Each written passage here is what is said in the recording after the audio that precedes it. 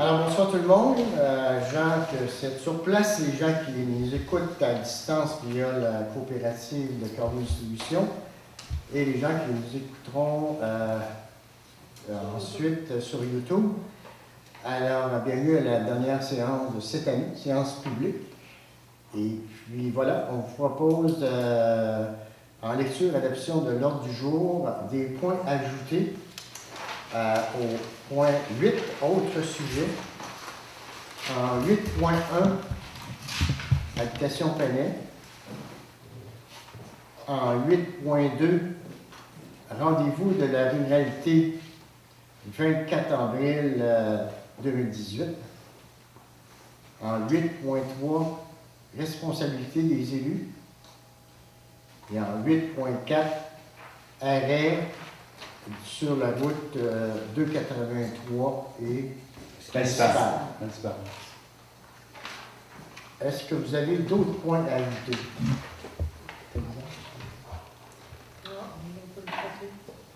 En 8.5, barre de Texas. Et en 8.6, formation de notre inspecteur municipal.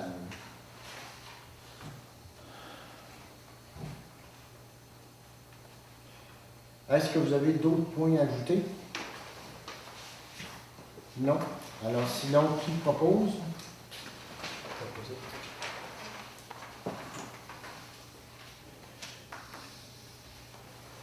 Au point 3, administration 3.1, adoption du procès-verbal de la séance régulière du 13 novembre 2017. Alors, même si vous avez préparé le procès-verbal de cette rencontre-là, est-ce qu'il respecte les décisions que nous avons prises lors de cette rencontre-là? Oui. Alors, si tout est correct, je demanderai un proposeur.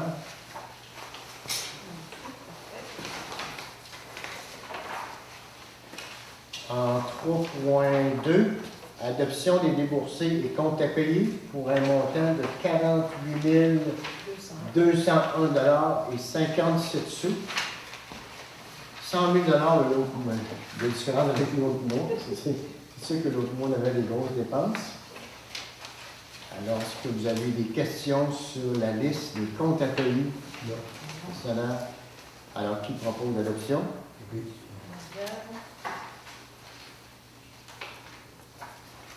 En 3.3, vous avez le dépôt de la liste des taxes à recevoir en date du 30 novembre 2017. Alors, les gens qui nous doivent des taxes pour un montant de 75 140 qu'on espère que les gens vont acquitter avant la fin de l'année. On a vérifié avec les autres années s'il y avait une augmentation. Il y a une légère augmentation, mais par contre, il faut prendre en considération les taxes des habitations de Panay, qu'on va vous parler tantôt à l'autre point. En 3, donc, pas besoin de résolution pour ça. En 3.4, fermeture des bureaux pour la période des fêtes. Alors, on vous propose de fermer les bureaux de la municipalité le même temps que la MRC, soit du 23 au 7 janvier. 23 au 7 janvier. Il faut comprendre que nos employés ont seulement 3 jours de vacances de payer pour chaque fête. Le restant est pris soit par congé ou soit par journée sabbatique. Alors, qui propose? En 3.5, IPC, alors l'indice à la consommation pour l'année 2018. Alors, la proposition qu'on vous fait, c'est l'IPC est à 1%, c'est donc à dire que le salaire de nos employés monte, de nos employés, de nos élus, monte de 1% pour la prochaine année. Et c'est selon la Consommation Canada. Et évidemment, dans le prochain budget, chaque comité verra son budget augmenter de 1% aussi. Qui propose?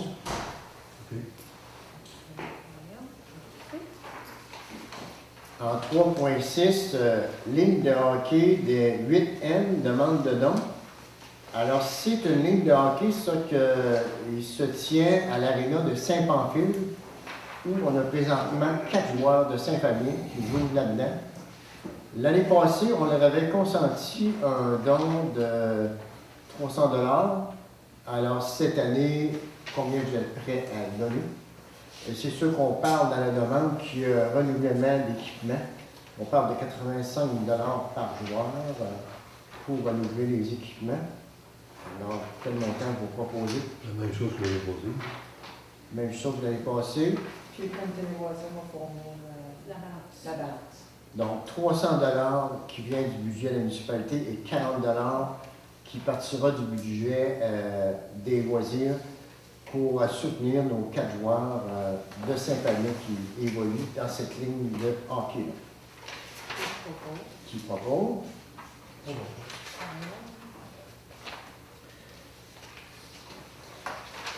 En 3.7, Corporation de développement communautaire, rapport d'activité. Alors, c'est à titre informatif. Alors, vous voyez que cette Corporation de développement communautaire réalise beaucoup d'activités. C'est eux autres qui s'occupent des cuisines collectives, partout dans Montmagny-Lillet. Alors, il vous est déposé à titre informatif seulement pour votre lecture. En 3.8, la table régionale sur les scènes d'habitude de vie en Chaudière-Appalaches à l'invitation. Alors, on est invité, je crois, c'est le 15 décembre de 9h à midi à Berthier-sur-Mer. Vous allez entendre des spécialistes sur les scènes d'habitude de vie. Je ne sais pas s'il y en a qui ça vous tente, c'est possible, travailler, tout ça. Moi, je connais ces gens-là. On peut laisser tomber, c'est comme vous voulez. Je ne sais pas, si je suis le jour, je vais me trouver à travailler. C'est Okay. ces heures-là. Donc, on laisse passer. Oui. Les statistiques de la piscine, 3.9. Alors, vous avez les statistiques de la fréquentation. Les 3 dernières années, on peut comprendre que ça se maintient. Par contre, il y a des journées qu'on paie 2 instructeurs puis il y a 3 bagnards. C'est assez dispendieux comme activité. Alors, en pré-séance, on en a discuté. Il va y avoir une analyse à savoir, tant qu'à payer les sauveteurs, est-ce qu'on ne pourrait pas inviter nos villages voisins à venir se baigner? De toute façon, il faut rémunérer ces personnes-là. Mais c'est un projet qui va être regardé au cours de l'hiver pour voir comment on pourrait augmenter la fréquentation de la piscine. En 3.10, corps de cadet 2948 de la frontière. Alors, c'est un corps de cadet qui a des activités à Sainte-Justine. En pré-séance, on n'est pas sûr qu'on a des gens de Saint-Fabien qui vont là. Donc, Nancy s'est offert à vérifier. C'est sûr que si on n'a pas de clientèle Saint-Fabien, ben, on va laisser la chance à d'autres pour les commodités. Vous êtes d'accord avec ça? Oui. En 3.11, médaille du lieutenant-gouverneur aîné. Alors, à la dernière séance, Mme Nancy Gauvin avait dit, moi, c'est un dossier peut-être qui m'intéresserait, mais c'est pas alors, au niveau développement, on t'écoute. Bien, c'est sûr et certain que pour la médaille du lieutenant-gouverneur, on a regardé, M. Laverdière et moi, des suggestions pour nommer les personnes. Il y a plein de règles pour cette médaille-là, donc ça prend quelqu'un qui est bénévole depuis avant sa retraite, que ça perdure au-delà de la retraite. Ça prend quelqu'un qui est âgé de plus de 65 ans. Donc, on a regardé avec les différents organismes. On a des suggestions de noms. On va travailler là-dessus, M. Laverdière et moi. Puis, on va soumettre la demande. On a jusqu'au mois de février. Ça ne veut pas dire que parce que la municipalité envoie le nom de quelqu'un, que ça va être automatiquement accepté. C'est quand même régi au niveau provincial, dépendamment de la demande qui va avoir été faite et tout ça. C'est un titre honorifique, il n'y a pas d'argent qui est rattaché à ça, c'est vraiment une remise de médaille par le lieutenant-gouverneur à Québec à l'Assemblée nationale pour souligner le nombre d'années de bénévolat dans différents comités. Fait qu'il faut avoir eu un rayonnement assez large là, pour être choisi par le lieutenant-gouverneur. Donc, M. Laverdière et moi, on va travailler là-dessus. C'est bon?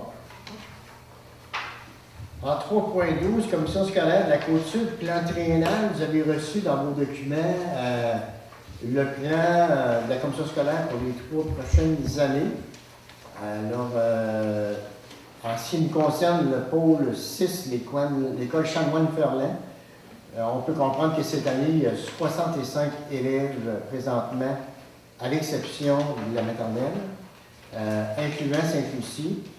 En 2018-2019, on en prévoit 56 et en 2019-2020, 49 élèves, toujours à part de la maternelle. Donc, on peut dire que ça se maintient.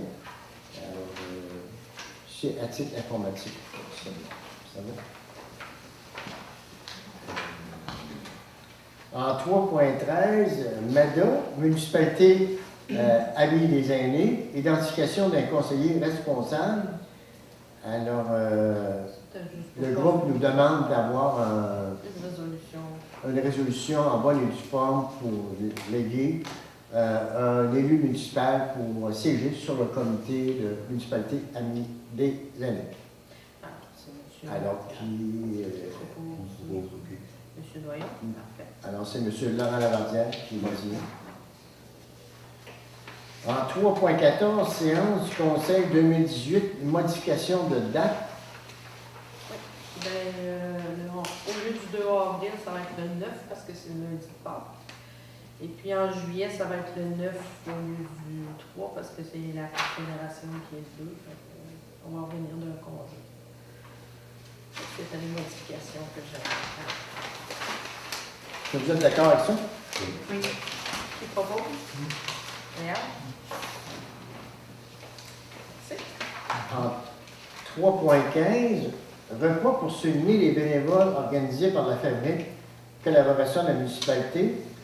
Alors, nous avons reçu une lettre de Mme Lorraine Lemelin qui demande si la municipalité serait prête à s'associer à la Fabrique pour souligner toutes les personnes qui font du bénévolat dans le village et puis de voir d'abord si ça nous intéresse et aussi quelle serait notre participation. Alors, on vous écoute là-dessus. On a discuté en préséance. Qu'est-ce que vous pensez de ça? C'est-à-dire parce que les autres disent, ben, c'est sûr que souligner une personne par année, c'est très très bien, mais au rythme où ça va prendre du temps qu'on fasse le tour du village. Fait que, ils ont dit, ben, peut-être qu'on pourrait essayer de souligner, on invite gratuitement toutes les personnes qui font du bénévolat Saint-Fabien à une fête annuelle. On commencerait pour l'année 2018, on verrait après. Et quel serait, d'abord, est-ce que si oui, ça nous intéresse? Et ensuite, et si oui, quelle serait notre participation? Alors, qu'est-ce que vous pensez de ça? Pas utile de crachoir. Ben, c'est sûr et certain, comme on dit en préséance, que l'action bénévole à Saint-Fabien, c'est important. Il y a plusieurs personnes qui sont impliquées, puis c'est vrai qu'à une personne par année, on ne fera pas le tour d'ici notre retraite à nous autres, c'est sûr et certain qu'on ne passera pas. Donc, pour être sûr de souligner tout le monde, puis pour la motivation, si on veut avoir des gens qui s'impliquent bénévolement, il faut leur donner de la reconnaissance en quelque part. Un bénévole, ça le dit, ça le fait de façon gratuite et bénévole. Mais la reconnaissance, un merci, ça ne coûte pas grand-chose. Ça nous donne un peu le coup de pouce à dire, ben, je vais continuer à m'impliquer, puis je vais poursuivre mon bon travail dans les différents organismes. Ça serait vraiment sous l'invitation, tous les organismes de la municipalité et adjoints à la municipalité. Donc, on les inviterait. Puis, je pense que la suggestion qui avait été faite, c'était une fête avec un repas. La municipalité pourrait peut-être se charger des frais du repas, des invitations, puis tout ça, le côté plus paperasse un petit peu, en s'adjoignant avec la fabrique là, pour la préparation du repas, ça pourrait être intéressant. On est d'accord avec ça? Oui. Qui propose? Okay. En 3.16, personne centenaire, je me suis rendu au centre d'hébergement samedi. Madame Desneiges, Lachance, originaire de Sainte-Lucie, mais qui vit depuis 11 ans au centre d'hébergement, a fêté son 100e anniversaire. Alors, sans vous le demander, je suis allé lui offrir une gerbe de fleurs à votre nom, qui était appréciée. La famille était toute là. Alors, c'est quelque chose, centenaire. Et l'année prochaine, s'il y a une autre personne, alors s'il n'y a pas de pépin à sa santé, on aura peut-être une autre personne qui se posait la question qui va fêter son centenaire aussi. Donc, je pense que c'est important de souligner cette faute-là. Alors, ça vous a coûté une modification de 50 $. C'est Mme Desneiges de Lachance. Alors, félicitations à Mme Longueville. En 3.17, partie de Noël, certificat de cadeau. C'est juste pour autoriser la dépense pour payer le certificat de cadeau. Je dois y On pourrait lui envoyer une félicitation de la part du conseil aussi, vous comprenez? Oui. Une lettre? Une lettre. Une lettre? OK. Habituellement, les centenaires, ils reçoivent une lettre Du Premier du ministre. Premier ministre, Ouais, Premier ouais. ministre du Canada et tout ça. Donc, ça serait peut-être important aussi. Ça fait un beau souvenir à la famille aussi. Une lettre de la municipalité. Non, parfait. Alors, partie de Noël, on revient, c'est qu'on a fait tirer 4 bons d'achat pour investir dans les entreprises de Saint-Fabien lors du parti de Noël. 4 bons d'achat de 25 $. On voulait vous aviser.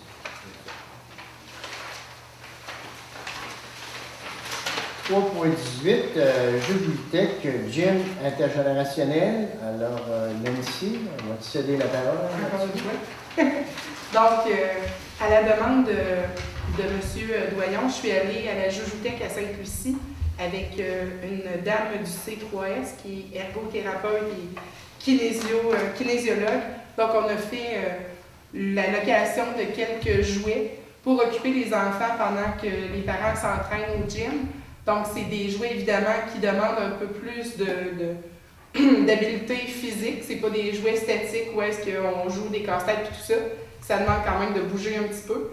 Il va y avoir au gym l'installation d'un bac avec ces jouets-là, le mode d'emploi pour certains, puis des petites marelles par terre aussi pour occuper les enfants. Puis ça rentre directement en lien aussi avec les mesures qu'on va prendre avec la municipalité Amis des enfants. Donc, c'est tous des petits gestes comme ça qui ne coûtent rien. La municipalité participait déjà à un abonnement pour la Joujouthèque à Sainte-Lucie. Le prêt des jouets, ça n'a absolument rien coûté, ça a juste demandé un petit peu de temps de rencontrer M. Gaston Roy, de choisir avec Marie-Ève Morin du C3S. Donc, on a choisi en fonction des habiletés à développer pour les différents âges et tout ça. Puis on va faire l'échange des jouets aux 2 mois.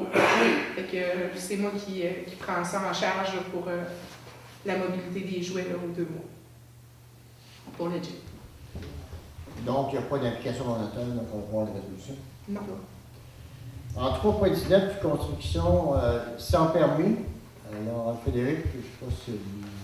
J'ai retravaillé un peu sur le dossier, là, mais malgré qu'il y a eu seulement 2 semaines entre les 2 conseils, fait que sur une liste qu'on a travaillé de 14 matricules qui a été rapportée par le service d'évaluation de la MRC de Montmagny, sur 14 qui ne trouvaient pas le titre clair, c'était des permis de construction, mais il y en a 10 sur 14 qui sont en règle, il y en a 4 qui ne sont pas en règle.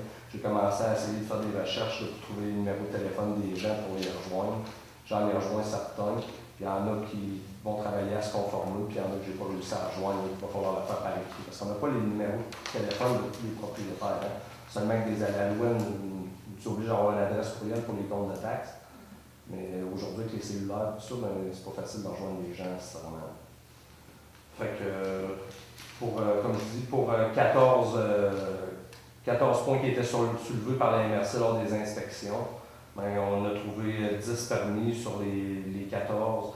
Il y en a un que je n'ai pas fini mes recherches. Des fois, ça a changé de nom, puis les permis n'ont pas suivi, l'histoire n'a pas suivi. Fait que c'est de recherche quand même pour démêler un petit dossier comme ça. Donc, tu continues au travail là-dessus? Absolument. On va au mois de janvier, on va continuer à faire le rapport. On va suivre cette évolution-là. Merci, Frédéric. Merci à vous. En 3.21, 3.20, représentation MRC lors de l'absence du maire. Alors, on nous demande à la MRC pour que la personne qui va me représenter lors de mon absence ait le droit de voter à la MRC. Il faut l'autoriser par résolution, comme de quoi on l'autorise à siéger à la MRC et à voter pour, comme si c'était le maire. Alors, qui vous proposez? Vous proposez qui? Propose qui? Madame ici. Nancy, est-ce que tu acceptes? Je vais accepter. Alors, l'autre est presque en lien aussi, 3.21 pour maire. Alors, qui offre ses services comme pro-maire en mon absence pour animer les rencontres. Comme je vous le disais en préséance, quand le pro-maire agit comme maire, n'a pas le droit de vote, il vote seulement quand il y a l'égalité. Alors, qui vous proposez? Vous êtes Mme Gauvin, Ouais. comme pro-maire. D'autres personnes? Non? Attendez.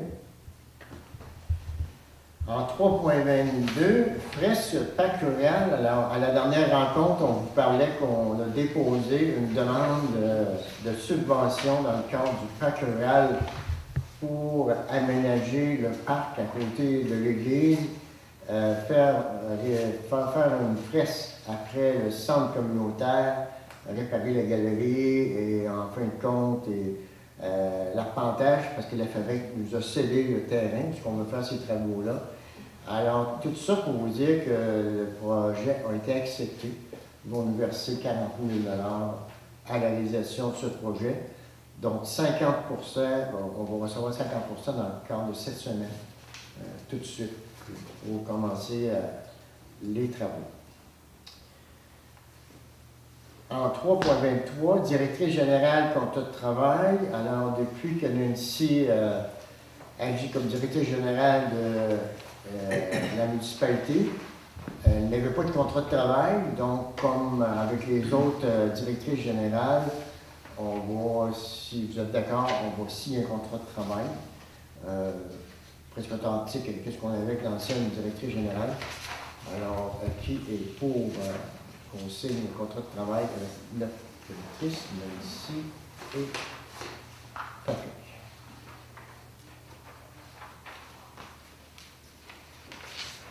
Arrosage des fleurs, l'année qui va se terminer, c'est notre officier municipal adjoint qui avait offert ses services pour arroser les fleurs à condition qu'il soit énuméré 240 par mois. Il voulait échelonner ça sur un an. 240 par mois, ça faisait 2880. On en donnait avant 3200 quelques dollars. Alors il dit, ben moi ça va me faire ça de plus, et puis je vais arroser les fleurs, mais il a trouvé qu'il y avait beaucoup de travail et il n'est plus intéressé à poursuivre son travail pour la prochaine année. Alors comme il avait demandé d'extensionner son salaire sur un an, là il nous réclame qu'est-ce qu'on lui doit à l'engagement de 2880, c'est-à-dire 2880, moins qu'est-ce qu'il a reçu. Il reste un montant de 1920 à lui payer quand le travail a été fait. Et l'année prochaine, il faudra essayer de trouver une autre personne pour arroser les fleurs. Est-ce qu'on est d'accord qu'on respecte l'entente? OK. Donc on va le payer. Qui propose? Qui propose? En 3.25, responsabilité des conseillers au niveau des finances. Alors, vous savez qu'on travaille présentement à faire le budget pour l'année 2018 et on aimerait avoir des élus qui pourraient siéger sur un comité consultatif parce que la décision revient toujours à vous autres, mais on aimerait avoir des personnes qui vont m'assister pour préparer les finances pour la prochaine année. Ensuite de ça, leur proposition sera déposée au conseil municipal à une rencontre aux alentours du 20 décembre. On va vérifier votre disponibilité. Alors, qui serait intéressé à travailler au niveau à nous autres pour préparer le budget 2018? Monsieur Jean Doyon, Lynn, il y en a d'autres? Non? Alors, M. Jean-Laurent Hélène est proposé. Qui se donne? Qui peut? peux composer. Patrick, En parfait. 3.26, fabrique publicité dans le feuillet paroissial. Alors, chaque année, on achète une carte d'affaires dans le feuillet paroissial. L'abonnement est échu. Alors, on demande si on est d'accord pour le renouveler. D'accord, qui est propos?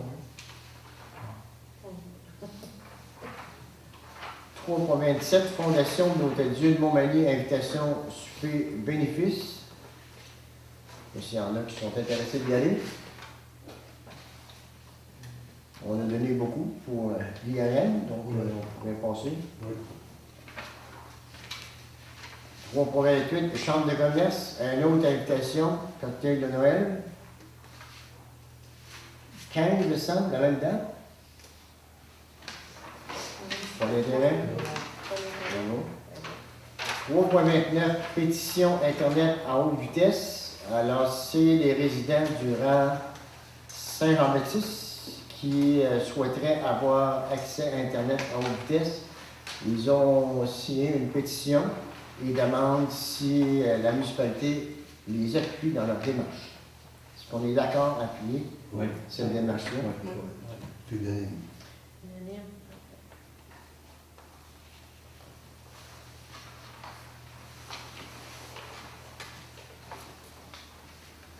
En 3.13, correspondance. Alors, on vous a remis différents documents pour votre lecture. Est-ce que vous avez des questions?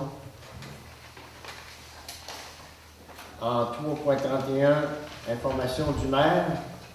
Alors, qu'est-ce qui s'est passé durant le dernier mois? C'est sûr qu'on a préparé la demande de subvention pour le parc rural, préparé la demande de subvention pour le rang Saint-Jean-Baptiste et puis commencer à travailler sur le budget, différentes rencontres et tout ça. Alors, et demain, on rencontre nos ingénieurs pour le projet du Pied de la Côte, pour la réalisation des plans définitifs. En 4.0, sécurité publique. 4.1, optimisation des services d'incendie de la MRC de Montmagny.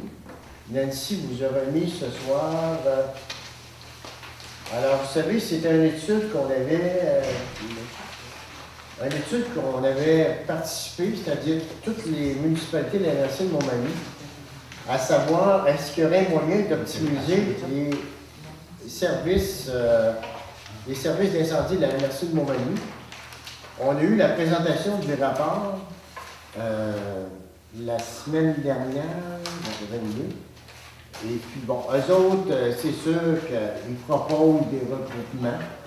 Ils proposent, dans un premier temps, 2 regroupements ou 3 regroupements, c'est-à-dire, bon, la ville de Montmagny, Cap-Saint-Cyr, toujours ensemble. L'autre regroupement serait les 7 villages de Montmagny-Sud, Sainte-Julie d'embarquer là-dedans. Et ça serait le Montmagny, Cap-Saint-Cyr, un regroupement. 7 villages du sud avec Berthier-sur-Mer, Saint-Pierre, Saint-François, un autre regroupement. Ou 3 regroupements, toutes les municipalités du sud ensemble, Saint-Pierre, Saint-François et Berthier-sur-Mer, un autre regroupement. Et Montmagny, Cap-Saint-Cyr, c'est un autre. Alors tout ça pour vous dire, ils disent, ben, il y aurait des avantages à se regrouper.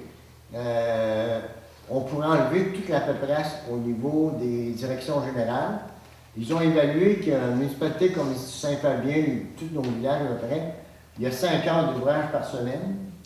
Alors, il dit, ben, vous pourriez retrancher 5 heures d'ouvrage à vos directrices générales et les mettre dans un pot et on engagera une personne qui va gérer tout ça. Et à la fin, il manque 164 000. Donc, ça a été une fin de non-recevoir tout de suite. Mais il y a tout de même des choses qui ont sorti, à savoir que vous pouvez voir dans le tableau qu'on vous a remis, dans la ligne population 100%, bon, les coûts, comment ça coûte par village pour les services d'incendie. En ce qui nous concerne, Saint-Fabien, 108 385 $. Alors, j'ai sauté à savoir d'où venaient ces chiffres-là. Alors, on s'est aperçu qu'il y avait différentes façons de présenter les chiffres. Par exemple, nous autres, dans le 108 000, il y a l'amortissement des camions d'incendie, qui sont tout de même 25 000 $. Alors qu'il y a des villages que l'amortissement n'est pas là. Et là, on a fait une petite tournée. Mais qu'est-ce qui est bon à regarder? Nous autres, le village qui nous ressemble le plus, c'est Saint-Pierre-de-Montmagny. Saint-Pierre-de-Montmagny, qui a la même population que nous autres, alors on voit un peu comment ça leur coûte et tout ça. Et eux autres, ben Saint-Pierre-de-Montmagny, ils n'ont pas de service, ils sont couverts par Berthier-sur-Mer, Saint-François. Alors c'est sûr que ça coûte moins cher et tout ça. Alors tout ça pour dire, il y aurait des avantages, surtout à regrouper les achats. Exemple, mettons que tous les services d'incendie disent cette année, on achète des bunkers. On pourrait dire, ben, on va aller en soumission avec toute la gang ensemble, puis à place d'en acheter 4, on va en acheter 50. Toute la gang ensemble.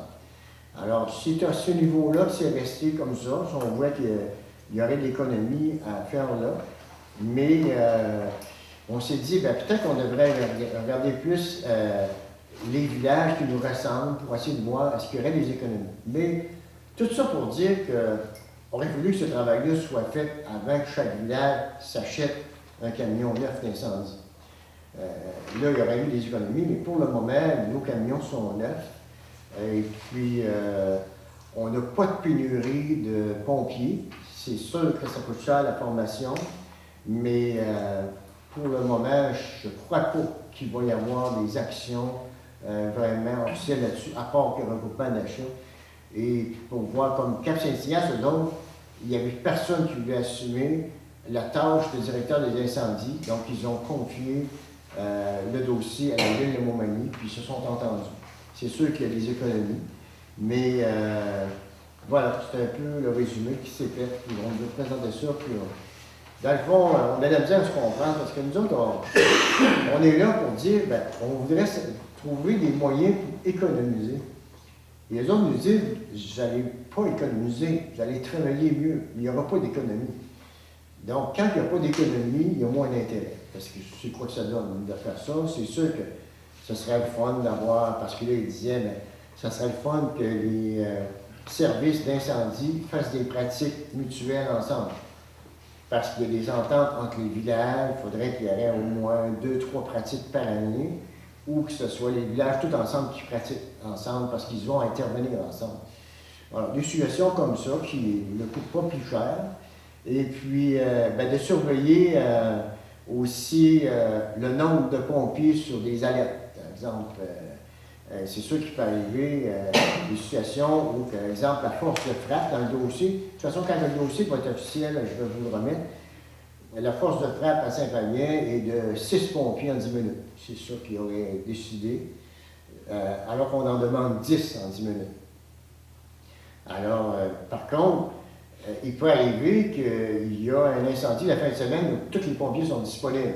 Alors, il peut y avoir un arbre qui tombe sur un fil, on peut ramasser, vous êtes combien? 14 pompiers, ça va bien? Ouais, en général, ça va sortir à 12 la fin de semaine. Donc, il arrive 12 pompiers pour un arbre qui tombe sur un fil. Ça, ils disent, il faudrait essayer de voir pour pas que ça se produise parce qu'il n'y a pas tant de danger que ça. Et puis la sécurité, oui, il y a possibilité d'incendie, mais il y a surtout du squelette aussi qui est là. Alors, ils nous demandent un peu de travailler ça en attendant, des petits trucs pour sauver de l'argent, mais je pense que la proposition ne sera pas retenue. En tout cas, c'est assuré, je n'ai pas le rapport final. Quand je l'aurai, je vais vous le remettre. Ça va pour ça. 5, avez-vous des questions sur... Ben, c'est quand même, tu sais, si on regarde le service qu'on a ici à Saint-Fabien qui nous appartient en entier, versus Saint-Pierre qui est délégué, c'est le même montant. Pratiquement pour 5 000 $ de différence. Puis, au moins ici, c'est à nous autres, là, c'est pas du prêt. Sur le match, je ne sais pas si on peut mentionner là, que c'est un chiffre budgétaire que cette année, les dépenses se chiffrent à 50 000 et l'année est quasiment terminée. Fait que les chiffres là, dans les tableaux, j'ai beaucoup de misère à les comprendre et les interpréter de mon côté. Là. Puis juste pour dire que dans les dernières années, bien, il y avait vraiment eu pas beaucoup de formation dans les dernières années.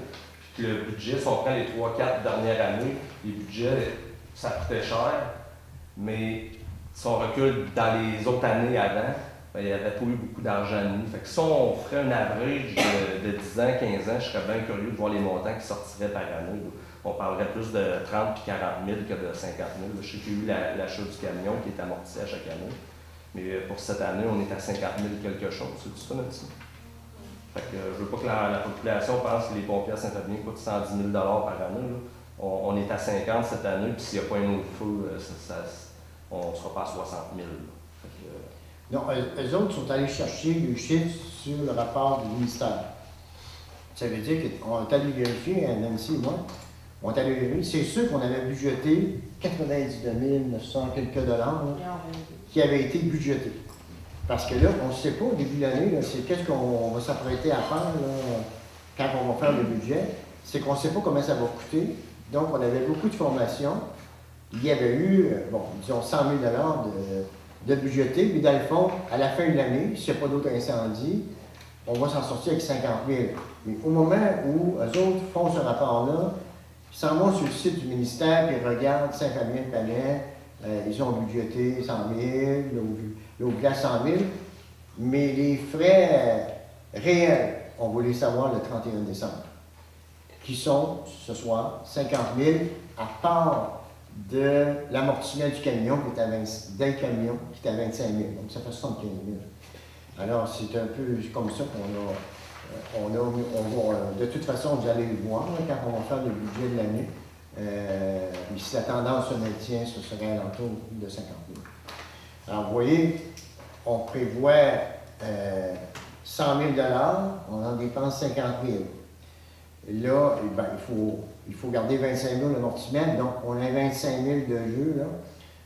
L'année prochaine, on va dire peut-être qu'on va mettre 75 000 pour essayer d'être plus proche, mais c'est des choses qu'on ne sait pas. Il y a des choses qui arrivent en cours de route, des nouvelles lois et tout ça, qu'on doit appliquer, puis ça coûte cher. C'est dur, c'est très dur de planifier ça. Mais je voulais tout de même vous tenir au courant de ça. Merci de ta précision, Bertrand. Merci. Alors, hygiène du milieu, 5.1, Régie intermunicipale des gestions des matières résiduelles de l'île-et-Montmagny, le budget 2018. Et je l'ai posé à titre informatif. Alors, vous savez que nos vidanges s'en vont à l'île et ensuite sont transbordés à Saint-Étienne-des-Raies. Et puis les vidanges ne peuvent pas rester là plus que 24 heures. Donc, il y a des vannes qui partent tout le temps. Et on fait affaire, on est plusieurs municipalités qui font affaire ensemble. Et évidemment, il faut payer. Que ce soit les matières résiduelles ou les déchets solides, alors ça s'en va. En 6.0, aménagement, urbanisme et développement, demande d'inclusion en territoire agricole. Alors, c'est quoi ça, là-dessus? On avait... C'était effectivement qui voulait... Celui-là, non, c'est pas le labial qui a été vendu, non? Non, c'est... OK. Fait que c'est un territoire qui est déjà inclus, mais c'est de modifier un lac qui a déjà été creusé, puis qui n'aura pas d'influence sur l'environnement. C'est juste comme d'agrandir un petit lac, mais il va être agrandi. L'eau que le petit lac contient présentement va être rejetée dans le lac qui va être comme doublé. Et puis, au point de vue de la municipalité, ça ne sera pas relâché, ça ne relâchera pas de sédiments dans l'environnement. Puis, au point de vue des pompiers, ben, ça peut faire un point d'eau dans ce rang-là. C'est juste une bonne chose pour la municipalité. Donc, il ne contrevient pas au règlement. Non, il ne contrevient pas au règlement. Puis, c'est pas jugé comme un cours d'eau. On n'a même pas émettre un permis, c'est juste une demande d'appui pour la demande à la CPDA. On est d'accord avec ça? Je me propose. En point 7, loisirs et culture, 7.1, engagement du surveillant de la patinoire. Le dossier a été confié à Lynn. C'est Mario Fontaine qui va... Mario Fontaine qui va faire le travail. On va une résolution pour engager M. Fontaine comme surveillant de la patinoire. En 7.2, demande d'aide financière. M. Augustin Brisson, c'est sa mère qui fait une demande pour lui. Augustin Brisson, pour votre information, c'était notre assistant sauveteur cette année. Et puis, l'an prochain, au moment où on se parle, on n'a pas de sauveteur. Le sauveteur principal, on n'en a pas. Donc, le sauveteur adjoint ne peut pas opérer, ça va en prendre un autre. Alors, on en a discuté en préséance. Je ne sais pas, Nancy, si tu veux nous revenir un peu, qu'est-ce qu'on aurait proposé? Bien, ce qu'on a proposé, c'est que pour ce qui est de l'aide financière, le comité des dons qui existait déjà du conseil précédent va être établi. Donc, on va pouvoir statuer sur une politique là-dessus, les choses comme ça, pour rattacher aussi un peu les personnes qu'on finance pour obtenir un poste à la municipalité, bien qu'ils soient aussi un peu attachés à nous, dans le sens que le service va être rendu ici, puis pas ailleurs. Puis dans la présentation de la lettre de Mme Paquette, on disait si c'était possible de lui confirmer le poste d'assistant sauveteur, mais là, étant donné qu'on n'a même pas le sauveteur principal, bien, pour l'instant, on ne peut pas nécessairement acquiescer à la demande. Fait que le comité des dons va être instauré, on va penser à une politique, on va réfléchir à ça, puis on va pouvoir revenir à un prochain conseil avec une résolution là-dessus. Est-ce que ça vous va? Au point 8.0, autre sujet, 8.1, habitation payante. Alors, comme nous avons 4 nouvelles élus, je vous ai fait ressortir la... Bon, Habitation Payante, ils ont fait une demande au mois de septembre dernier pour qu'ils traversaient une période difficile et puis que le taxe était en retard et puis ils demandaient si on pouvait les aider. Par contre, suite à la discussion qui avait été faite en septembre dernier, on s'est dit, écoutez, il y a des lacunes, on sait qu'il y a eu de la gestion un peu déficiente là-dedans. Il y a des gens qui recevaient des services qui ne payaient pas, et puis les services étaient déficitaires depuis 5 ans. Par contre, on a noté que le nouveau conseil d'administration veut des changements, veut apporter des changements là-dedans et travaille fort pour que la situation financière s'améliore. Alors, qu'est-ce qu'on a décidé? On a décidé que nous autres, on allait soutenir la municipalité, les intérêts jusqu'au 31 décembre 2017. Alors, ça leur a donné 4 mois pour pouvoir se virer de bord. Et on a mis des conditions aussi, à savoir, écoutez, là, nous autres, là, on serait prêts à investir peut-être là-dedans. Il n'y a pas eu d'engagement de prix, rien. D'abord, on ne veut pas être seul. Alors, si nous autres, on décidait d'investir là-dedans, il faut avoir des partenaires là-dedans. Et les partenaires, il faut s'entendre, suite aux rencontres, parce qu'il y a beaucoup de monde qui s'occupe, qui aide, qui soutient l'habitation payante, et je tiens à les féliciter, ces gens-là. Je prends comme le CLC, le centre d'hébergement, la directrice qui est là, soutient ça, l'agence, la Fédération des coopératives et réalistes d'administration sont toutes là autour de la table en disant on va essayer de trouver un moyen pour vous sauver. Parce que qu'est-ce qui est arrivé là-dedans? C'est que Habitation Payante possède 3 immeubles. Le pavillon Joseph Lessard, qui est le presbytère, le Centenaire, qui est l'édifice neuf ici à côté de l'école, et Habitation Payante, qui est l'ancien couvent qu'on avait. Alors, dans ces 3 bâtisses-là, il y a seulement que le 29 principal, l'ancien couvent, qui dispense des services 24/7, services d'aide à la personne, surveillance de nuit et tout ça. Et pour pouvoir dispenser ça, il faut avoir un certificat. Un certificat délivré par l'Agence de santé comme de quoi que le personnel est formé, que les services sont offerts, et puis tout un plan d'évacuation d'urgence. C'est un cahier, ça les fait, les exigences. Et qu'est-ce qui s'est passé? C'est que les deux, le presbytère et le centenaire, sont des bâtisses qui font leurs frais. À chaque année, il y a des surplus. Et le 29 principal, eux autres dispensaient des services qui étaient déficitaires. C'est-à-dire qu'on donnait plus de services que l'argent qu'on recevait. Alors, ça a fait qu'eux autres, ils prenaient les montants, les surplus qu'il y avait des 2 autres immeubles, il subventionnait les services qui étaient offerts au 29 principal. Mais vous vous en doutez, un jour, il y a une limite à ça, c'est que les coffres sont arrivés, ont été vides. Et ça l'a mis un peu la Société d'habitation du Québec, qui nous a aidé à construire ces immeubles-là, a dit, ben, écoutez, il n'y avait rien de croche là-dedans, ils faisaient, c'était eux autres, les 3 bâtisses, il y avait des rapports, des comptables qui étaient soumis au gouvernement chaque année, ils avaient la bénédiction là-dessus, tout ça. Mais à un moment donné, le gouvernement s'est réveillé en disant, écoutez, là, vous ne pouvez pas continuer à faire ça tout le temps. Parce que l'argent qui était prévu, les surplus à chaque année, devait être dans un compte. Donc, quand il y aura des réparations, comme le presbytère, le toit était rénové, on prend ces fonds-là qui avaient été mis là-dedans pour réparer ça, mais là, les fonds ne sont plus là. Et là, on s'est dit, la Société d'habitation du Québec, la personne qui travaille avec eux autres essaie de trouver toutes sortes de solutions.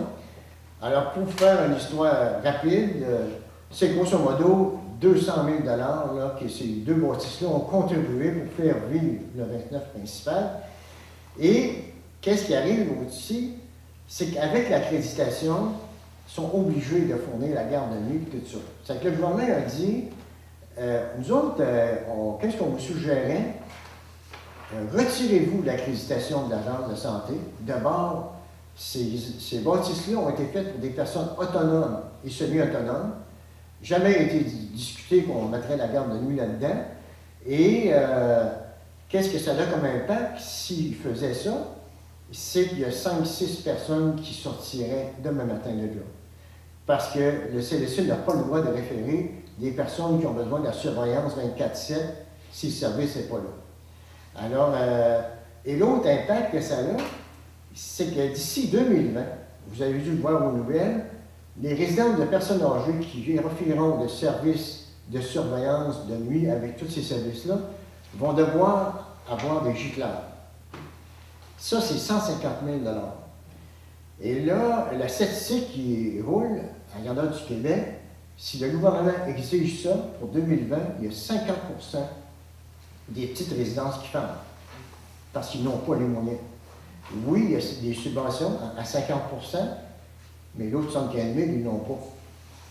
Alors, par contre, à cette rencontre-là, où que tous les intervenants étaient là, ils se sont dit, non, nous autres, là, on veut garder l'accréditation, on veut garder nos aînés, tant et aussi longtemps qu'ils seront capables de rester là, on veut qu'ils restent avec nous autres dans leur village, avec les gens qui connaissent. Donc, on dit, on va travailler tant qu'on peut pour garder l'accréditation, pour offrir ce service-là. Depuis cette rencontre, il y a eu beaucoup d'efforts qui ont été faits.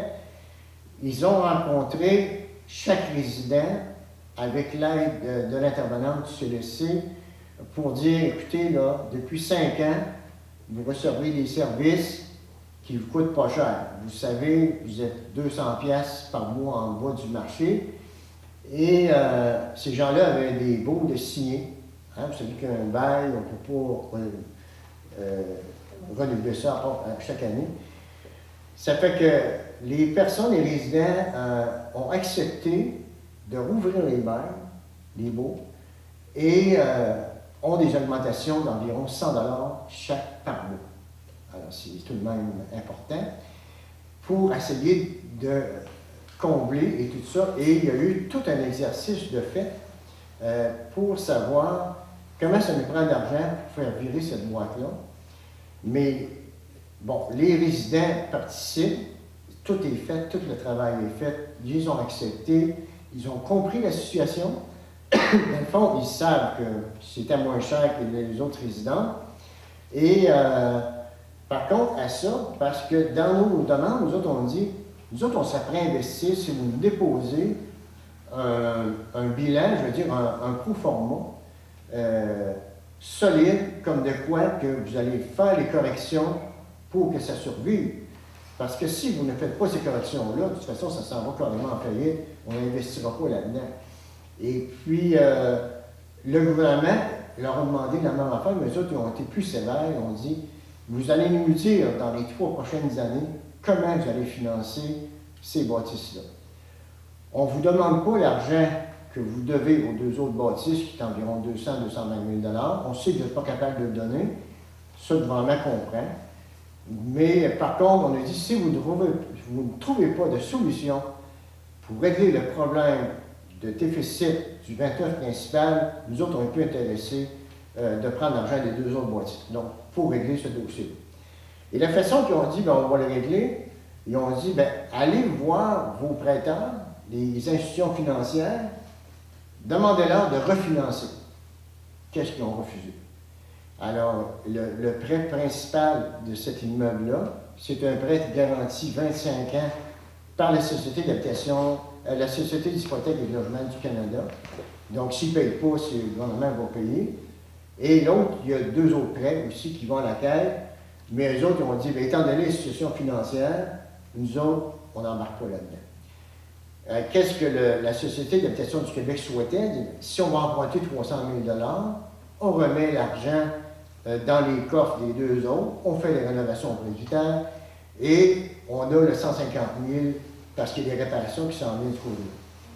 Alors, ils s'apprêtent à déposer ça, mais par contre, en plus des résidents qui ont eu une grosse augmentation, il faut qu'il y ait une réorganisation au niveau des employés aussi, parce qu'ils ont rencontré chaque client. Exemple, une personne est âgée, il dit, ben moi, je vais prendre les services d'entretien ménager. Ils évaluent, ça c'est des chartes qu'ils ont, ils évaluent que ça prend 1h30 par semaine pour entretenir mon appartement. Et je vais prendre les services de la cuisine, ils évaluent 6 heures. Bon, mettons qu'ils sont 20. 20 qui payent 1h30, pour le ménage, ça fait 30 heures. 20 qui payent 6 heures par semaine pour les services de la cuisine, ça fait 120, donc un rendu à 150 heures. Et ensuite de ça vient la buanderie, les services d'aide à la personne. Alors, tous ces argents-là qu'ils ramassent fait un montant X d'heures de travail. Eux autres se virent de bord, engagent les employés pour donner ces services-là. Mais c'est sûr qu'ils ne peuvent pas donner plus qu'ils reçoivent. Mais à l'heure actuelle, où que c'est rendu, quand on parle de partenaires, nous autres, on souhaiterait, et tout le monde autour de la table souhaiterait que les employés deviennent des employés de la coopérative de services à domicile. Pourquoi? Parce que ces employés-là gagneraient plus cher. C'est exactement parce qu'il y a une demande d'accréditation syndicale présentement. C'est le même syndicat que la coopérative. Mais la coopérative, eux autres, ils ont des subventions supplémentaires qui pourraient même aller jusqu'à peut-être baisser le prix des résidents sur place. Mais pour le moment, ils sont rendus là. Mais là, c'est la coop dit, ben moi, je souhaiterais que la réorganisation des services soit faite. Quand on parle de réorganisation, il faut se dire la vérité. Réorganisation veut dire coupure d'heures, carrément. Parce qu'eux autres ne peuvent plus offrir plus d'heures que les gens achètent. Et du côté syndical, eux autres, ils disent, ben écoutez, votre réorganisation, faites-la quand on aura signé le contrat. Et le conseil d'administration de l'administration pénale dit, ben, nous autres, on ne veut pas signer de contrat. On veut que nos employés traversent du côté de la coopérative. D'abord, vous allez gagner des meilleurs salaires. Vous allez être mieux gérés, vous allez avoir des assurances collectives, enfin, tout ça. Mais les discussions sont rendues là. Ils sont rendus là, à savoir, parce que la date limite était le 1er janvier 2018, hein, c'est pour ça qu'on avait donné 4 mois. On se disait, bon, il faut que vous nous soumettez un budget.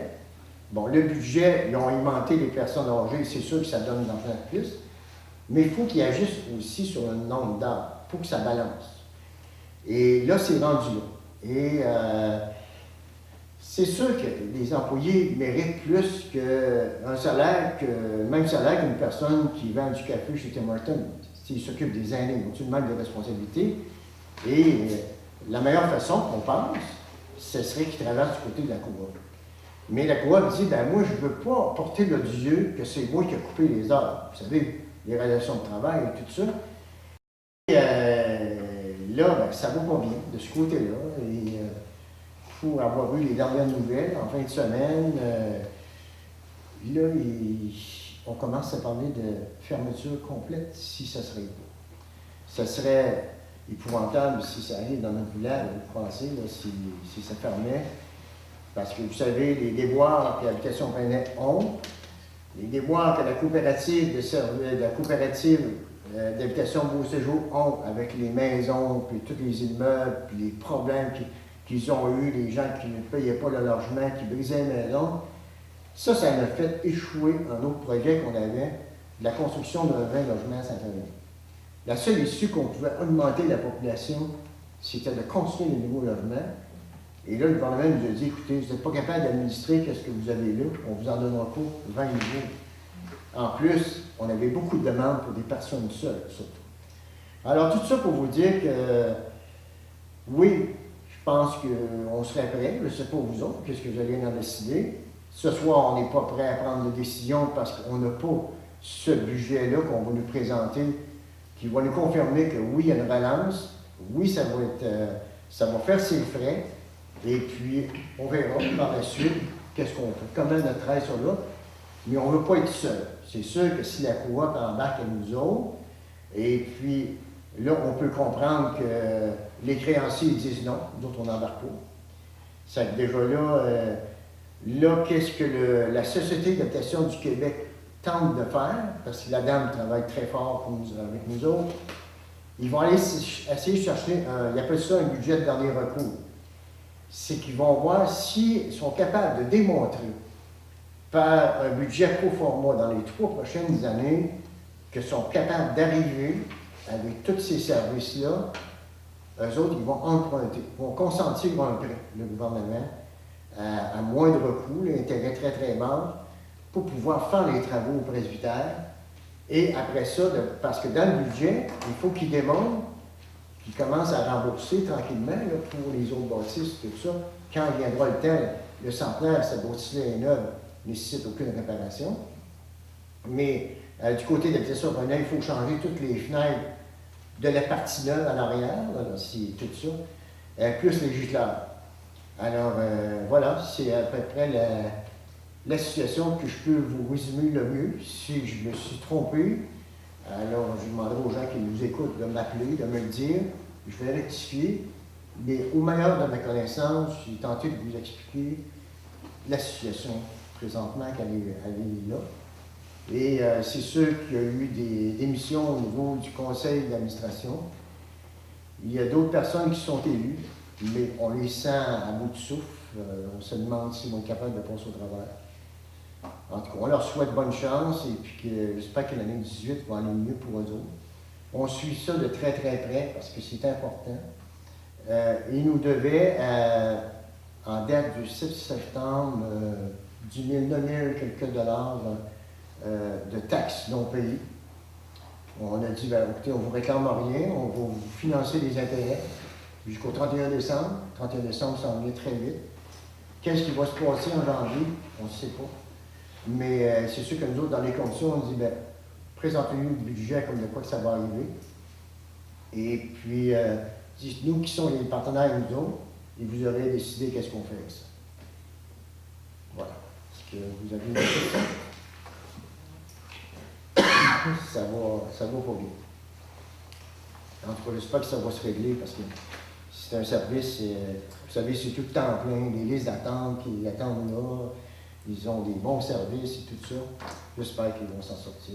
C'est surtout aussi que les personnes âgées qui sont là sont sûrement ils n'ont pas le choix d'être au fait de la situation. C'est des personnes âgées qui n'ont pas besoin, en plus, d'avoir ce casse-tête-là, l'épée de Damoclès au-dessus de la tête, à dire on va-tu avoir un toit le mois prochain ou l'année prochaine. Qu'est-ce qu'il y en a? C'est des gens qui sont. C'est où ce qu'on s'en va. C'est une inquiétude qui est rendue à cet âge-là. Veux pas, c'est lourd de conséquences aussi pour eux autres. Puis dans le budget, il faut quand même aussi voir venir les dépenses pour les gicleurs.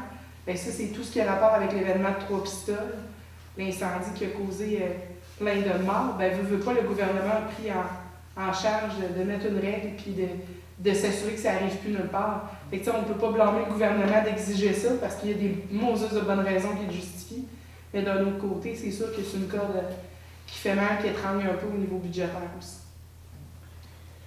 C'est sûr, quand arrivera le moment des gicleurs, tout dépendra de la disponibilité de la municipalité, mais il reste que nous autres, vous savez, on a contribué, la municipalité, à construire ces choses-là. Quand ils ont refait le toit, on les a aidés. Quand ils arrivent, on est là. On les aide parce qu'on trouve que c'est important. D'ici 2020, et si on voyait que la situation s'est rétablie, on aura à prendre des décisions. Est-ce qu'on les aide pour qu'ils installent les gicleurs puis qu'on puisse garder nos aînés? Ou tout simplement, on dit, ben écoutons, allez-vous-en, parce qu'ici, ils offrent justement 1 ou 2 services, comme la cuisine, l'entretien ménager. Ils n'ont pas installé les gicleurs, mais par contre, il n'y a plus de surveillance de nuit. Ils remettent toutes ils appellent ça les 10 piles à chaque personne âgée en leur souhaitant bonne chance. Et on sait très bien que la première chose que les personnes aînées font, c'est qu'ils se mêlent dans leurs médicaments, font des chutes, et là, c'est des problèmes graves arrivent. En tout cas, tout le monde autour de la table a dit nous allons travailler très très fort pour qu'on garde l'accréditation, pour qu'on garde ces services en place, mais l'élastique est rendu pas mal au bout. Espérons qu'ils s'en sortiront.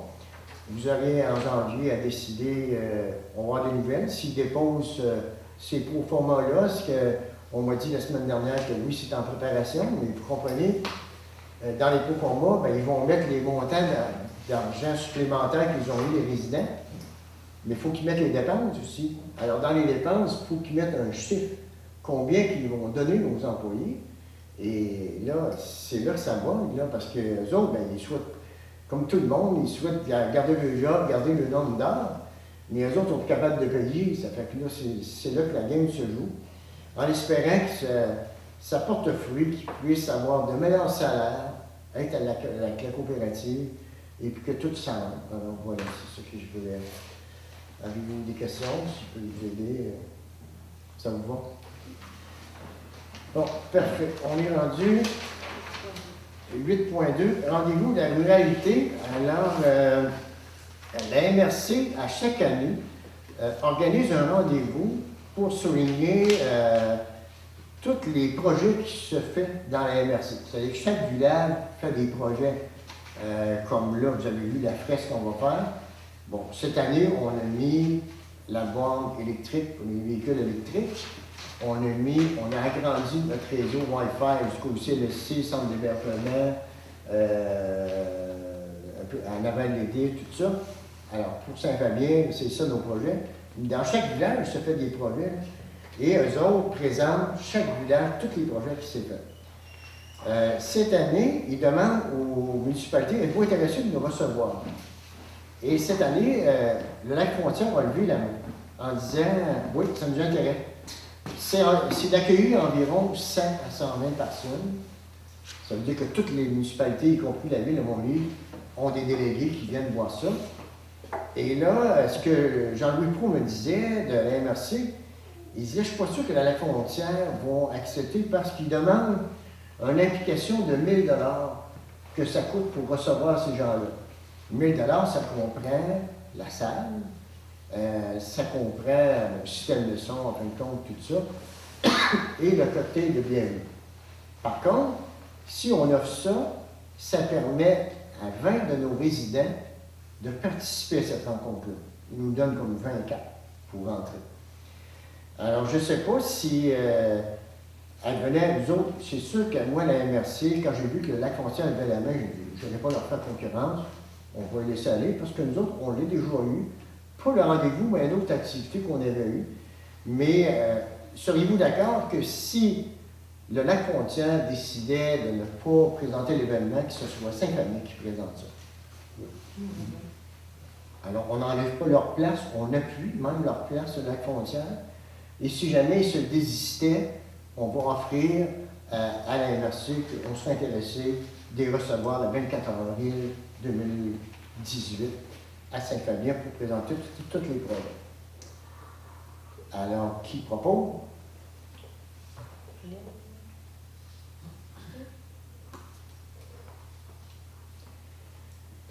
En 8.3, responsabilité des élus. Alors, À la suggestion de Mme Francine qui nous aide et qui a fait le tour de d'autres municipalités, et puis à la demande de notre officier municipal aussi, il souhaiterait, lui, avoir des élus responsables pour des sujets, exemple l'eau potable, les incendies, les bâtiments, qu'ils aient un conseiller responsable avec lui.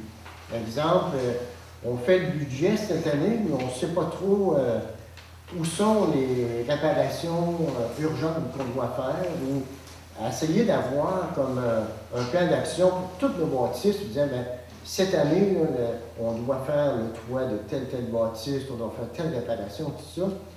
Alors, l'officier municipal arrive, puis il se présente devant le conseil, puis lui, il a l'impression d'être comme un quêteux, il a l'impression, on ne sait pas si on va le croire, ou tout ça. Alors, il aimerait être secondé là-dedans, dans des demandes. Bon, si on prend les incendies, je ne sais pas, il arrive des nouvelles normes, il nous annonce ça, on dit, ben ouais, ça coûte cher, et tout ça. Alors, en se précisant, on a fait le tour de toutes les demandes, de voir l'intérêt des élus, à savoir qui serait intéressé à travailler au niveau des incendies. Alors, on a eu la suggestion de M. Laurent Lavandière, en plus que son fils est pompier à la ville de Montréal. Alors, est-ce qu'on est d'accord que M. Lavandière assiste M. Fortier dans tout le service d'incendie? Oui. Qui propose? Oui. Pour les bâtiments. Alors, les personnes qui ont levé la main, je pense qu'on en a deux. Il y a Réal et Patrick.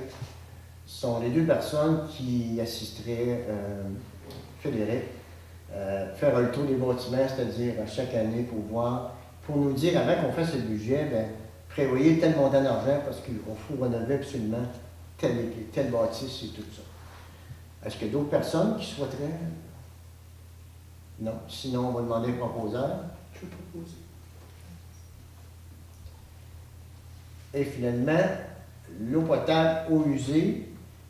Alors, un autre élu qui ont levé la main pour travailler sur ce projet-là. C'est Patrick.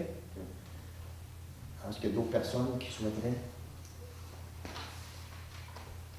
Alors, qui propose la nomination de Patrick? Est-ce qu'on a fait le tour? Oui. On a fait le tour. Donc, on a nos finances, incendies, bâtiments, eau potable. Vous en manque-tu? Je vous remercie de votre soutien. Écoutez, on pourrait en joindre à ça, genre, il y a les espaces, les parcs, ces choses-là, mais ça pourrait aller un peu avec les bâtiments. Des fois, on est sur le terrain, fait qu'on va joindre ça à ça possiblement. Pareil pour les terrains d'eau potable et d'eau usée, il faudra suivre le terrain, les autres choses connexent un peu à ça, si vous voulez bien. Je vous remercie de votre écoute et de votre soutien. Parfait. Ben, merci beaucoup de votre responsabilité.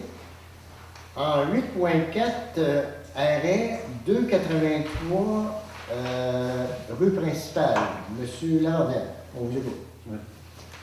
Moi, en tant que nouveau résident ici depuis 7 ans à Saint-Famille-Venais, j'ai remarqué sur la rue principale, à l'arrêt de la 283, direction est-ouest, que lorsqu'on arrive en face de l'épicerie Doyon, si on tourne à droite pour aller vers le sud, il y a beaucoup de on appelle bosquets, là, sur une longueur à peu près de 10 pieds de large par 20 pieds de long. C'est des arbustes qui ont poussé naturels dans les champs. Et lorsqu'on fait l'arrêt, on voit absolument rien. Il faut s'avancer au moins 4-5 pieds de son véhicule pour regarder de nouveau à droite et à gauche. Je trouve que c'est très dangereux, moi, pour la vision. Alors, il faudrait que ce soit éliminé, ces affaires-là, parce que je sais qu'à un moment donné, ça peut causer un accident. C'est pas une haie qui vient du voisin, c'est de la haie qui a poussé, je pense, dans la nature. Puis avec les années, ça a pris de l'espace, c'est très volumineux. Puis en hiver, OK, il y a des bancs de neige, mais on les nettoie, mais l'été, surtout avec la venue quand les feuilles sont là, c'est encore plus terrible. Tellement que c'est chargé qu'on voit très mal. Il faudrait que ça se disparaisse au complet, ça. cet espace d'arbustes-là. C'est bon, j'ai de la misère à. Pouvez-vous me situer, vous dites. Ici, l'arrêt chez Doyon, comme on peut Oui. dire, là. Si vous tournez. Là, tu pars d'ici, là, tu t'en vas en direction ouest. Là, si tu arrives à l'arrêt en question sur ton véhicule, regarde à droite, les arbres qui sont là, les arbustes, là, on ne peut pas voir la route 283. Ok. Il faut s'avancer en dedans de l'arrêt pour voir si le trafic s'en vient. C'est du bambou, je pense qu'il pousse là. Hein, Je pense que oui. Ouais. Fait que quand on tourne vers Saint-Paul, Ouais. Ouais. je vais voir ça, M. Laverdure, pas de problème. C'est très dur et ridicule, bambou, c'est un terrain qui appartient possiblement à Coa. Quoi? On va parler avec eux autres pour essayer de prendre des Non, procédures. Je pense pas qu'il y ait d'objection Non, là-dedans. c'est ça. C'est bon. En plus que tu as une nouvelle machine, on pourra essayer ça. On va essayer. Bon, c'est beau. Alors, on est d'accord avec ça? Que nos employés municipaux regardent ça puis coupent ça, ces arbres-là, pour améliorer la visibilité. En 8.5, on a une correspondance de la Régie des alcools et courses des Jeux du Québec qui nous présente une demande des nouveaux propriétaires du bar le Texas qui nous demande si on est d'accord, ce qui émet un permis pour les nouveaux propriétaires. Et puis, si on a des objections, si on n'en a pas, ben on dit qu'on n'a pas. Puis, c'est ça. C'est permis pourquoi? Eux, c'est de la poisson, c'est bien. Oui, c'est un base. C'est parce que ça a changé de propriétaire, il faut que. Pas de danseur, là, du coup. non. Il ne marque pas. Ça veut dire que ça en est Faut qu'elle gueule. Ah, sans nudité, Ouais, mais ça, j'ai vu ça. désolé. Oui,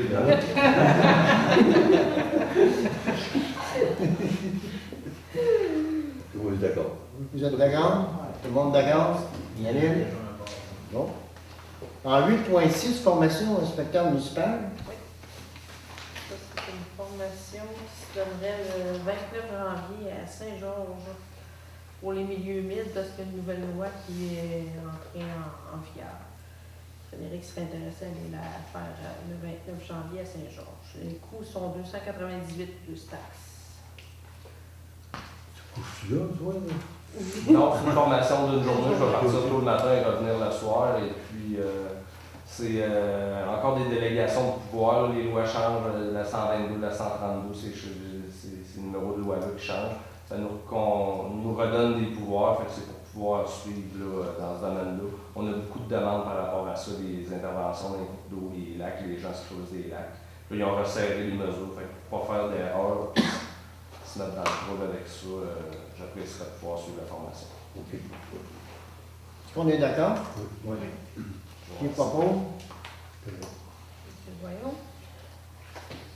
On est rendu au point 9, période des questions des contribuables. Est-ce que vous avez des questions? N'arrive pas. Monsieur Mondou. Ouais, je parlais tantôt là, du 29 principal. Là. Je dois savoir quand ils vont le nouveau budget, autrement dit. Là. Ben, je veux Il va y dire. avoir des nouvelles nouveaux papiers. Oui. Ouais. Ben, je veux dire, eux autres s'étaient donnés, et eux autres, un peu par la force, nous autres aussi, puisqu'on a dit, nous autres, on accorde le crédit de, une subvention égale aux intérêts jusqu'au 31 décembre 2017.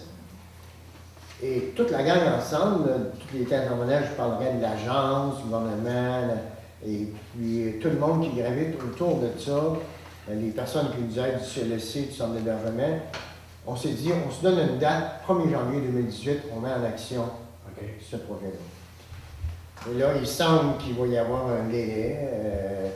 Le gouvernement a dit, nous autres, il faut vous nous déposer dans les 3 premières semaines de janvier ce budget pro forma-là pour les 3 prochaines années. Comment vous allez nous financer ça? Où vous allez prendre votre argent? Quelles seront vos dépenses? Vous savez, ça ressemble pas mal à chaque année, les taxes, tout ça, chauffeur, électricité, mais c'est surtout au niveau des services. Est-ce que vous allez rétablir ça? Et ça, c'est capital, parce que ça va être avec ça qu'ils vont décider si oui ou non ils accordent un budget de dernier recours pour pouvoir rénover le presbytère, le toit qui est à faire, il y a l'infiltration d'eau, là. Et puis, en même temps, qu'est-ce qu'on va faire pour faire les réparations, environ 150 000 qu'on a évalué au 29 principal? Comment vous allez vous prendre pour faire ça?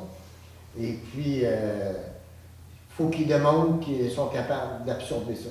Et comment ils vont le faire? Voilà, c'est sûr que la date, c'était le 1er janvier 2018. Tu commences une nouvelle année, ça aurait été le fun que tout le monde soit prêt. Il y a beaucoup de travail, comme je dis, ça travaille très fort sur toutes les barres pour régler la situation. Mais là, sont rendus là, en espérant que ça va. Donc, dans les premières semaines de janvier 2018, qu'on devrait On va avoir le coup plus long de ça, autrement dit, au mois de janvier. Bien, aller que le gouvernement sorte le budget, ça peut aller au printemps. De toute façon, on va probablement faire ça cet hiver. Mais dans les 3 prochaines semaines de janvier, on devrait savoir si oui ou non ça continue ou ça fait. C'est ça. Ça sera malheureux que ça fasse. Ben, tout le monde dit ça, tout le monde. On a la misère à le croire, mais vous savez, quand il n'y a plus d'issue, et puis le monde font tout leur possible, mais tout le monde que je rencontre, on dit ça n'a vraiment pas d'allure, ça n'a pas de bon sens, mais le monde ne croit pas à ça, ne croit pas que ça pourrait fermer. Mais c'est la réalité, elle est là. Et puis, il faut essayer de régler ça. Et puis, on a des réunions encore la semaine prochaine, et tout ça, on travaille très fort ensemble, puis on veut... Mais le système de village, tu as évalué ça tantôt à 150 000, c'est petit un peu. Trouve ça cher? Pourquoi ça cher? Même pas cher. Est-ce qu'ils vont essayer de louer le réseau de la Caduc? Non, non, Non. non. Ils sont obligés de mettre, je sais pas, vous avez vu en avant du centre d'hébergement, il y a une grosse affaire rouge. Là. C'est comme un tuyau qui sort, que les pompiers peuvent se brancher, ben, peut-être Fred va pas l'expliquer mieux que nous. Là. Ils peuvent se brancher direct là-dessus. Là. C'est ça.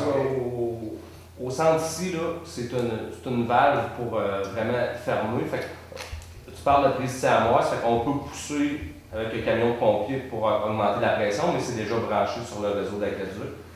Dans les endroits, dans les villages, j'ai entendu le cas à Saint-Madoire, s'il n'y a pas assez de pression sur un réseau d'aqueduc, ce qu'ils viennent de faire, c'est installer des réservoirs avec une pompe. OK, fait que en fonctionnement normal, le réseau d'aqueduc serait bon, je crois. Quand on marche en moteur diesel en panne de courant, on doit être assez limite parce qu'on a une pression très faible à ce moment-là. Est-ce qu'au moment où ils vont faire ça, ils vont demander des réservoirs, mais il y a des subventions aussi s'il faut que tu installes des réservoirs si le réseau ne suffit pas. C'est un des points qu'on va regarder avec le conseiller qui va prendre le dossier de l'eau potable, là. La génératrice qui vire le moteur qui fournit l'eau en cas de panne électrique. Là. Bien, ça date d'à peu près 1985, c'est dû, fait qu'il y a des choses qui vont s'en venir dans des cas d'eau nous-mêmes qui vont se rattacher à des cas comme ça. Là. On va avoir des améliorations à faire à un moment donné, des réservoirs à refaire. C'est pour ça que je voulais avoir des personnes qui allaient travailler sur ces dossiers-là avec moi. Parce que les bâtiments vieillissent, le réseau aussi. Fait on va avoir plein de choses comme ça, mais si le réseau ne suffit pas comme il est là, il peut y avoir des améliorations faites au réseau, genre à changer des pompes. Il peut y avoir des réservoirs d'amis en avant de la bâtisse. Mais M. Monny, c'est pas un chiffre comme ça, parce qu'il appelle ça un bilan santé. Il y a eu un bilan santé de fait pour chaque immeuble, ça a coûté 5 000 $, où que des techniciens sont descendus et ont dit, voici d'ici 5 ans, voici les réparations qu'il y a à faire. OK. Et eux autres, c'est eux autres qui ont évalué ça à 150 000. OK. Et puis là, je regardais justement la semaine passée, le député Paradis a interpellé le ministre Barrette en disant, c'est quoi vous allez faire là-dessus? Là? Si vous continuez à maintenir cette exigence-là, c'est 50 % des résidences qui ferment. Et en plus que, il y en a plusieurs qui disent, c'est pas un hasard si les villes se bâtissent toutes avec des grosses résidences, parce que les autres, ils sentent venir le business, ils vont dire, les petites résidences vont fermer, le monde n'aura pas le choix. Ils vont s'en aller dans ces résidences-là à 2000, 2500 par mois. Et puis, il faut résister contre ça si on veut garder nos citoyens. Et moi, je suis un ardent défenseur pour que ça marche et qu'on garde nos résidents ici. C'est pas le gros luxe comme en ville, mais c'est pas le même prix non plus. Et puis, bon, c'est sûr que la partie neuve, en arrière du 29 principal, c'est des plafonds suspendus. Déjà là, c'est moins compliqué. d'installer des gicleurs. Mais ce prix-là nous a été fourni par eux autres, ces équipes-là. Voilà. Apparemment qu'on va augmenter les subventions pour les gicleurs. Je ne peux pas vous le dire. Présentement, c'est 50% qui payent. Ça va? D'autres questions? Sinon, ben, je vous souhaite de joyeuses fêtes, une très bonne année. Moi, je ne serai pas là pour les 2 prochains mois. Vous allez être en bonne confiance avec les élus que vous avez. Et puis, je serai par contre par voie électronique avec l'ANSSI aussi, s'il y avait bien des problèmes. Alors, bonne fête. Oui. Merci. C'est le maire. Qui propose? Oui. Je peux avoir la parole une minute. Je veux juste remercier les gens qui ont participé, qui nous ont encouragés pour la guignolerie des pompiers la fin de semaine passée. Les pompiers de Saint-Fabien ont ramassé 1 668 $. La population est très généreuse. On remercie tous les gens qui ont fait du bénévolat avec nous et puis les gens qui nous ont appuyés. Il y a eu des dons de denrées et la collecte s'est bien passée dans toutes les paroisses de la région. Alors, c'est une belle activité et je remercie tous les gens qui nous ont encouragés. On remercie les pompiers d'avoir participé à cette bonne cause-là à chaque année. Alors voilà. Qui propose la nuit? Alors, à l'an prochain.